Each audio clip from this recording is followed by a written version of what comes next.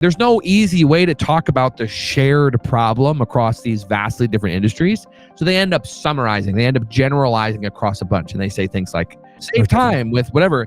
And now the retail person and the logistics person, they see that message. They're like, F off. I don't care. I'm not interested in this at all. You hit them with the messaging, hey, do you have this problem? They're like, yes. We can solve it for you with X, Y, and Z features of our product. And then they're like, okay, I'm taking the meeting. Because they've looked high and low for a solution, and then you come out of there like a oasis in the desert. Cover as many bases as you can without being overwhelming. Knowing that people only scan websites, they don't sit and read paragraphs. How can we get in as much core information as possible? You can imagine this like the packaging of a product. You want to be able to say, who is this for? What is it? How does someone use it? When do they use it? All those types of basic questions.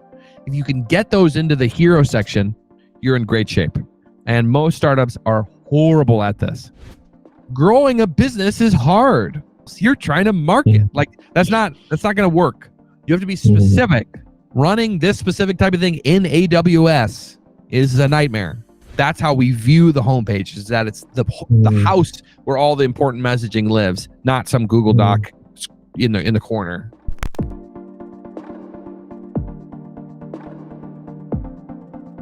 Hey, hi Anthony, how are you? I'm doing well. Can you hear me okay? Okay, so Anthony, thanks a lot for coming to this talk. I appreciate your time and effort. So I just looked at your LinkedIn profile, okay, and it mentions that you're helping founders with hard-to-market products. So let's define hard-to-market products. And then, so what's your process like? How do you help them? A hard-to-market product is the result of someone who has created a technology first without necessarily knowing where it should be marketed. I have this cool idea for software. It's very flexible. It can be used in a lot of different ways, and a lot of different potential markets can use it. That is a hard to market product, specifically because there's an abundance of choice.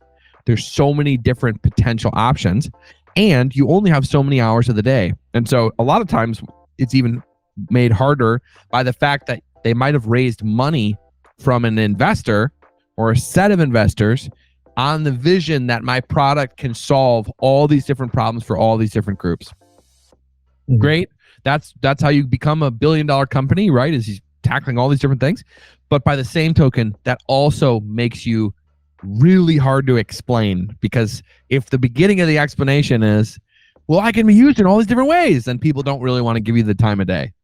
So our process looks slightly different for each company, but ultimately what we're trying to figure out is, what's the best way to position your product to explain the value that makes it clear for your best fit customers, and then ultimately taking those strategic level positioning and messaging pieces and helping you rework what we would say is your most important marketing asset, your homepage.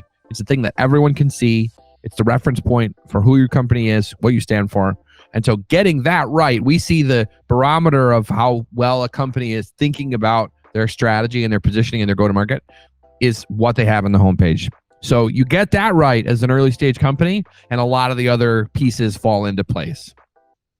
Okay, so let's just dig deeper into this process. Okay, what would your first step be like? Is it like the ICP identification, pain points? How do you go about that process? We first just try to figure out, where are they in the journey? We primarily work with companies that are early stage, so maybe raised a seed round, potentially Series A. That's kind of our sweet spot. But we get a lot of companies that are not directly in that spot. Some that are pre-launch, some that are way post-Series A, very large companies. And so it starts with figuring out, where are they in the journey? And then secondarily, it figures out, what we're trying to figure out is, do you have customers already? And are you ready to kind of make the jump from an exploratory mode to a marketing mode? And the exploratory mode is usually founders in the early days, meeting with all sorts of different people in their network, just kind of pitching the technology, right? It's amazing. You can do all these things, and visionary customers will be able to apply that technology in different ways. But if you want to turn on marketing, you kind of have to pick a lane. And you have to either decide, am I going to go after a specific group and a use case to try to really own that space? Or am I maybe going to take a more product-led growth approach? Am I going to go really, really broad, make my product extremely easy to adopt, extremely easy to share, and just get it in as many hands as possible? Because ultimately, those are the two paths that let you break out from that like early adopter to mass market adoption.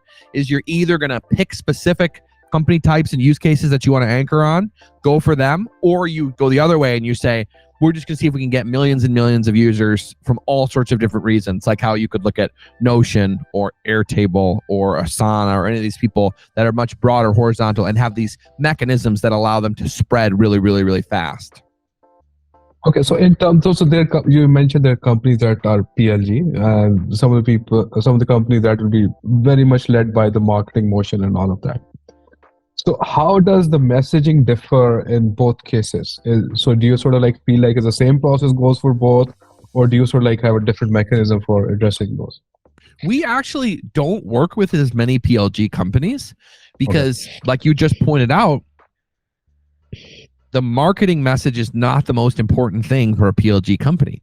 The PLG company, the product experience is likely the most important thing. So I adopted a lot of my favorite PLG platforms without ever reading any of their marketing material, right? It was essentially the product itself spread from one place to another. So if I was using Loom, the video recording software, someone sent me a Loom first. So I received this video of them in the corner with their face and their screen and they're talking. And then at the end of that thing I watched, it was like, try out Loom for yourself. So right there, I mean, you could argue that every little piece of text in that product experience is a marketing asset, and I think I would actually say that. But it's just a very different. It's a very different mechanism than like writing the homepage, where the homepage is really, really important. And I'm not saying homepage is not important for PLG. I think it plays a part, but most of the time, the main driver for a PLG company is the product and the way the product spreads on its own from place to place. Like when you send a Loom, it's going to get sent to other people, and they're going to send it to other people, and so it's this viral thing. For us, with marketing-led companies or sales-led companies, those two pieces, the marketing message becomes really, really important. And at that point, it's again, the question of stage. If you're trying to get some early adopters, you really want to highlight just what is the product? What's the thing you've created? How can I show this cool technology that exists? And it's almost like an imagine the possibilities type of message. And those visionary, forward-thinking buyers will be like, I want to get my hands on that technology, and then I'll figure out the best ways to use it. Versus the kind of later, when you're trying to actually find product market fit, you want to get the rest of the market, which are these more pragmatic buyers, to buy into it. And they're effectively answering different questions. They're saying, I have a really, really specific, painful problem, and it keeps me up at night. I might get fired if I can't figure out how to solve it. And you hit them with the messaging, hey, do you have this problem? They're like, yes. We can solve it for you with X, Y, and Z features of our product. And then they're like, okay, I'm taking the meeting. Because they've looked high and low for a solution. And then you come out of there like a oasis in the desert. And you're like, we have the answers to the problem. So it's very problem centric, where the earlier stuff is more product centric to let people know this is what the product can do. Okay. So in terms of, let's just talk about the companies that are following this marketing motion. What are let's just talk about some of the major mistakes, pitfalls that those companies fall into, the mistakes they do, and then we'll take it from there. Okay. Yeah, big mistakes there's so many. they all happen a lot. One of the biggest ones is that if you don't have a strong marketing background, you pull from the references that are most easily available to everyone. So you say, well, how does Nike do marketing, right? You're like, let alone, I don't know, B2B SaaS marketing, but if I'm a founder and I'm thinking about marketing or whatever, I'm an early team and I don't have that background, you're looking at what you've seen. So it all ends up becoming very outcome focused marketing of like, increase your revenue. And it's usually like business outcome, right? Like reduce your risk with X, save time with X, increase your revenue with X. And the problem is that everything gets buried. All the important differentiation, the believability gets buried under this sea of ROI related language. And usually this is a result of a company not choosing clear enough target segment. So like if they have a really wide ranging product that can do a lot of things, and they're like, well, we help logistics companies with this really specific part of their packaging workflow, and we help e-commerce companies with a specific thing in the way they handle customer, requests on the website. There's no easy way to talk about the shared problem across these vastly different industries. So they end up summarizing, they end up generalizing across a bunch, and they say things like, well, at the end of the day, they're all trying to save time. Am I right? And then they're like, save time with whatever. And now the retail person and the logistics person, they see that message. They're like, F off. I don't care. I'm not interested in this at all. So it's usually a mix of being really outcome focused and too broad of outcomes to ever actually make a difference. And so those are probably the most common is trying to speak to a bunch of different audiences at once by focusing on these high level outcomes. Okay, so now let's just come towards the homepage. And do you have any framework? So there are frameworks like IDA. What do you recommend?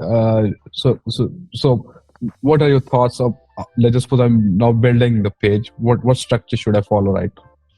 We have a loose structure that we start with, but then we tweak for each company. So, and it gets, as you get further down the page, it becomes more modular where you're pulling in certain types of sections for different companies.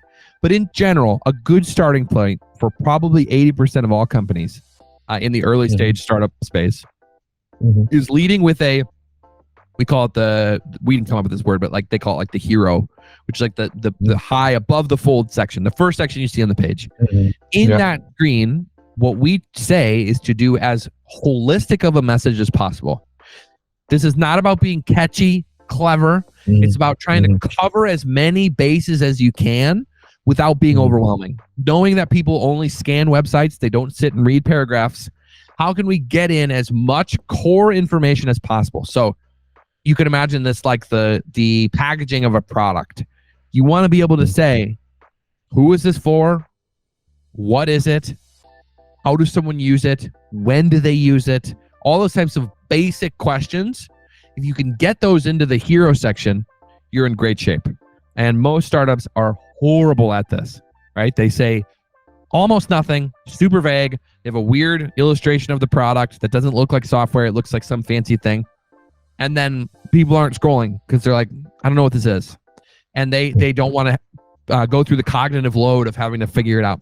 So minimum, we're talking about a holistic message about like in maybe 2 sentences, how many things can you get in there? And then there's other clever ways you can sneak in even more information. Right below in that same section, we would say include some logos of companies you've worked with. And then they call that like the trusted by section. So trusted by, and you can actually add in more information. So if your product's for product teams, you can say trusted by product teams and then the logos, or trusted by data analytics teams. Now you're giving more hints to these potential customers. Hey, I'm in the right place. Second section is one we don't see often used for those reasons I said before, that people aren't willing to actually make hard decisions. But the big empathy building section that we recommend for most companies is we'd call it the problem section, which is basically saying current state, this is where you are. And this is the overarching problem. Maybe these are the 3 sub problems that you're experiencing. And these have to be specific. These cannot be growing a business is hard. You're trying to get more sales. You're trying to market. Like that's not going to work. You have to be specific, Running this specific type of thing in AWS is a nightmare. This part of it breaks, this part of it breaks, this part of it breaks, whatever it is. From there, so that's the first 2 sections. The third section we call the solution intro, which is essentially now you're saying, in light of the problem I just explained, I'm introducing you to our product. And this is where if there was any information you couldn't get in the hero, you're going to get this in the solution intro. So if you didn't have a chance to say what product category you're in, you're going to bring it back in this section. We're the first blank RevOps platform for whatever type of companies to solve this problem. That's the solution intro. And then the next 3 sections are essentially highlighting feature and capability and benefit number 1, feature number 2 with its capability and benefit, and feature number 3 and its capability and benefit. We've loosely called these the value proposition sections, but that sometimes confuses people. I've more recently started calling it the 15-second product demo. I want to in 3 scrolls, in 15 seconds, 5 seconds per scroll if someone's looking, I want to give a product overview, and I want to highlight the 3 most compelling, impactful things about the product related to that problem. So the part that's important is that if you list 3 problems in your problem section, the 3 features you show and the capabilities of how you would actually use them and the benefits that would drive should be the inverse of those problems. So if it's, if I'm a new browser, there's a company called the Browser Company, and they're trying to say that they're better than Chrome. If I'm doing messaging for them, I'm going to pick what are the worst things about Chrome. I'm going to say Chrome's super resource intensive. Chrome ends up with a bunch of different tabs that you have thousands and thousands of tabs open on accident, because you never close them. And then the third one maybe is something else. I don't know. And then when I introduce the product, I'd say we're a brand new web browser when we've solved all these issues, right? We're extremely lightweight of a product, right? We'll never take more than X amount of megabytes on your computer's RAM. Where Chrome takes gigabytes or whatever. Second thing, right? We automatically close your tabs after you haven't used them. And maybe a third one might have been like, Chrome's really unorganized. We help you organize the most important things in these specific cool modular ways where you have these workspaces, whatever it might be. So like that's essentially those 6 sections: hero, problem section, solution intro, and then the 3 like feature highlights or value propositions. That gets you 90% of the way there. And then there's additional sections as you go down. You can have testimonial sections is always good to include. Either it's a big one that takes up a whole section, or like those, they call it like the wall of love, where it's like a bunch of little ones, right? That are all the sort of things. Sometimes if you're doing a more PLG product, you might want to do a feature grid. Like we also can do this stuff, and just high level flyovers of some of the functionality that you offer. Like a great example of this is the software development company called Linear. And Linear has like these great feature grids that are super easy to digest. Hey, we do all these things. You might have other use cases that you want to address that you're like, we also solve these problems, right? For these different people. Or you might want to talk about different company types that you work with, different personas that you work with. This is how finance teams use it, right? This is how data analytics teams use it. And then sometimes you want to have case studies. If you have an enterprise arm of the business, you might want to have a section about the enterprise. So there's all these different modular options that end up getting added depending on the company and what they're doing. But in general, almost all companies would benefit from really nailing those first 6. Okay. So this is great. This is a great framework. So let's just go back to the first 4. So in terms of you sort of like specified, okay, your message has to be very, very clear for whom, what the product does, and all of that. So what's the role of video or an image or a person there? How does that impact the conversion? What's your thoughts on that? We like, in general, a lot of people will do text, and then they'll do a giant product video or product demo or whatever. In general, I don't like that because it's such an invasive experience for the end user. Right? You're scrolling, and now there's this giant thing. You're like, I don't know what it is. Like, I didn't even decide to get in the product yet. I personally like text on the left, picture on the right. And and I usually like to have it be like a moving GIF. You can get a little clever. There's some providers where it could basically be a product GIF that's showing you how it works, but then there's a play button. So the product GIF is already moving when they land. They don't have to click anything to see it. But if they're really inclined, they can click play, and it'll actually open a product explainer video. So to me, that's the best of both worlds. You're getting something good when you land, and if people really want to self-serve more information, they can.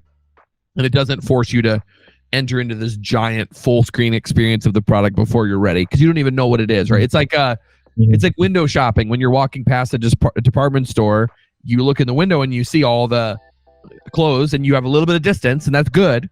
You can decide if you want to walk in or not. But like the other way is almost like someone from the store is running out towards you and holding the thing up right in front of your face, like, this is the dress. It's very overwhelming. So that's usually what we would recommend. Okay. So in terms of like every homepage will have a different objective. So they're introducing the product, and at times it's more about lead generation and all of that. So there will be at times where you see that they're trying to capture leads very early on. Do you sort of like agree with that, or do you sort of like have a different mechanism of having a lead capture?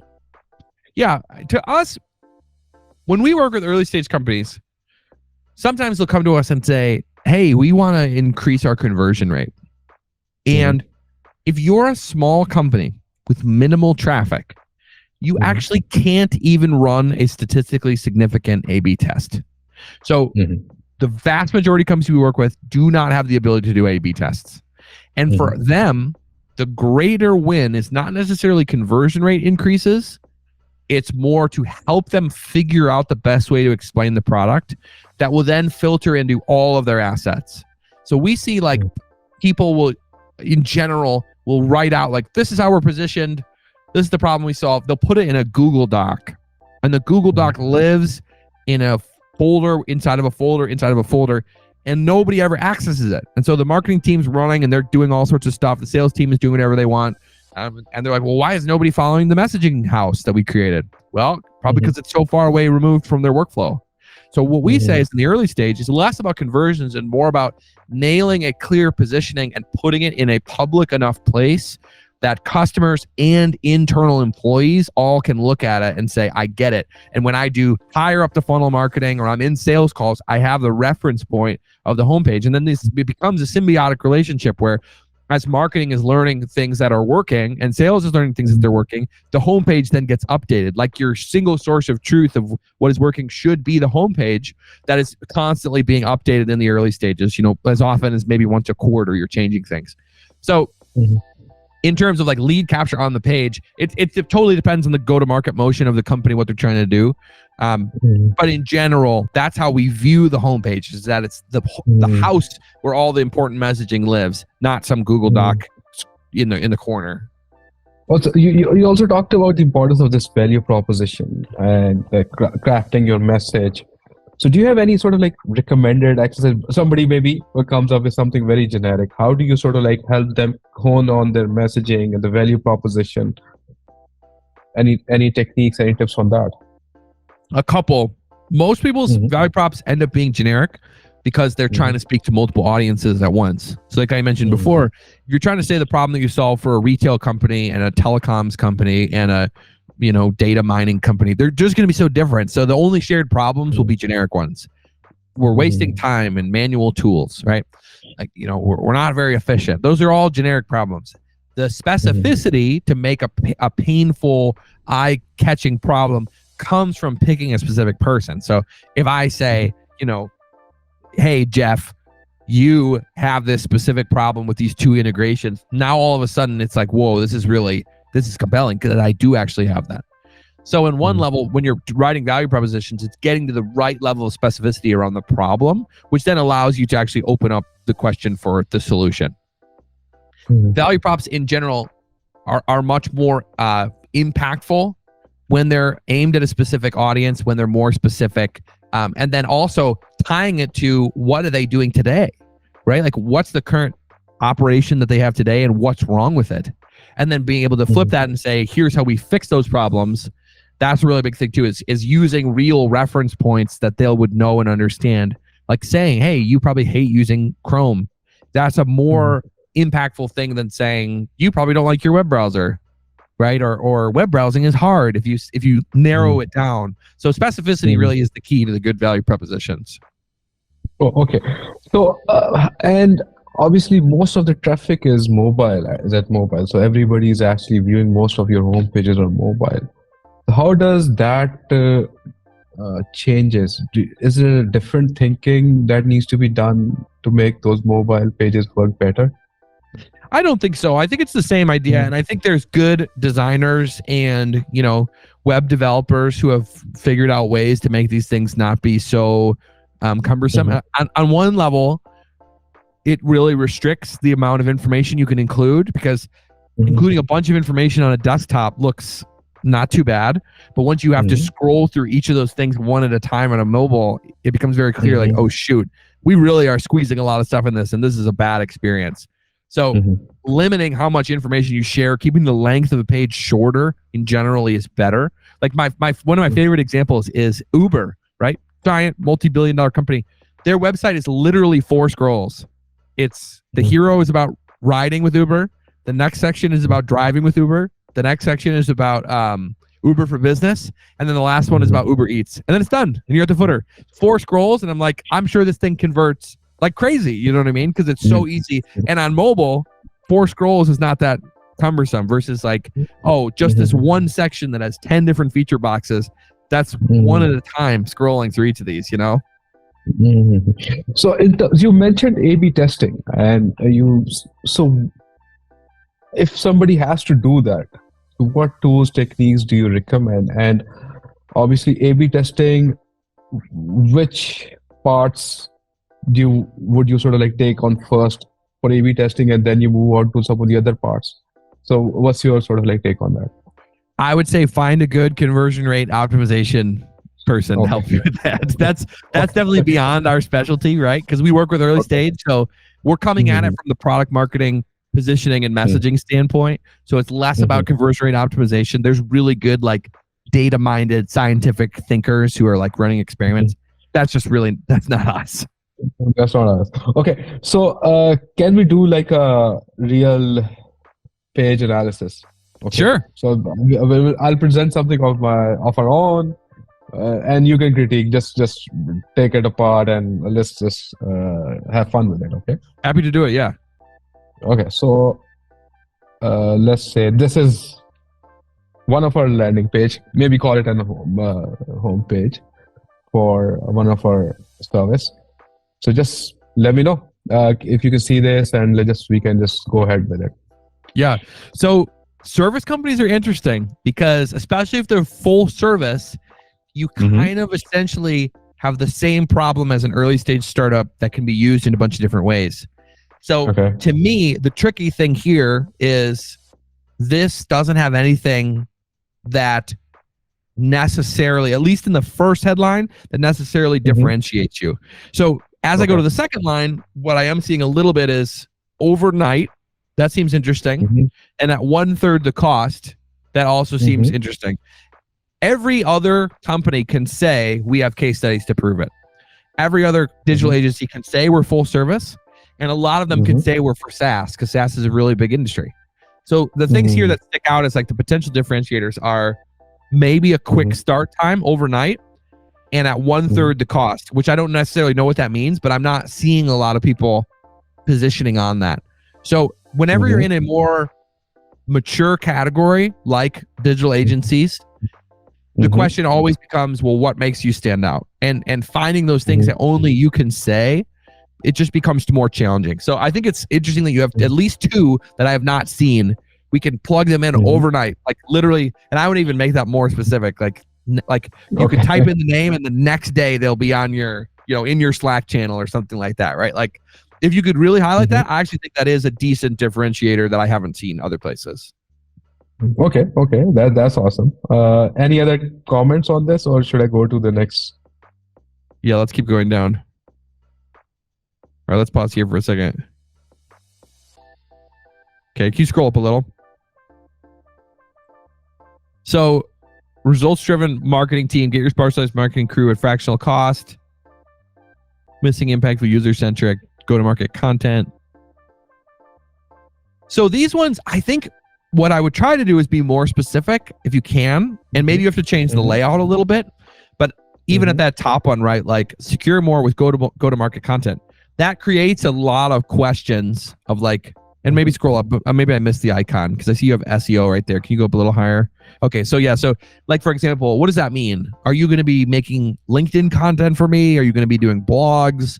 What kind of falls under that? So I would try to be a little bit more specific of like, if you're, and then the other thing you want to think about too is that, do you have landing pages for each of these different items? I'm guessing you probably do. And maybe you want to get people onto those pages specifically where you do flesh it out, but I would add a little bit more detail. Same thing, specialized marketing crew at fractional cost. Like what does that mean, right? Like what types of marketers would be there, things like that. Okay. So these, that's awesome. Did you have a trusted by section in the beginning? No. So we have actually just kept it at this level. So what's your opinion? I would say move it up higher. I would try to get it into the hero, the above the fold, just so that you have some credibility to make them want to keep scrolling down. Okay. Yeah, I think this is helpful to have these. I mean, the page looks nice. Like I think the design looks really nice. But again, the tricky thing with any full service custom agencies is you're really going to be growing primarily through referrals. I'm guessing that's where you guys get most of the businesses, referrals. Yeah, 100%. So the trick, in those cases, the website, in the same way where a PLG company, the homepage is maybe a little less important. The same way a full service company that grows through referrals, the homepage is also a little bit less important, right? Like to do marketing, you kind of have to be able to do one-to-many messaging, and referrals is obviously one-to-one. It's like, hey, what's your custom problem, and we'll help solve it for you. Oh, okay, that makes a lot of sense. So now we have some case studies. Yeah, I think it looks good. Because obviously you can dive into those more. I do really like the design. It looks really nice. Oh, okay, thank you. Yep, big testimonial. That's good. GTA looks good. And that's it. Yeah. So I think it's tricky, obviously, with custom service companies. They have different struggles that probably aren't solved at the homepage level. So let's just suppose, considering this use case, and we want to sort of like use our marketing to drive, or our messaging to drive sales for us rather than the referral mode. So one of the suggestions would be to like really niche down, focus on things, and maybe just pick one thing. What else can we do?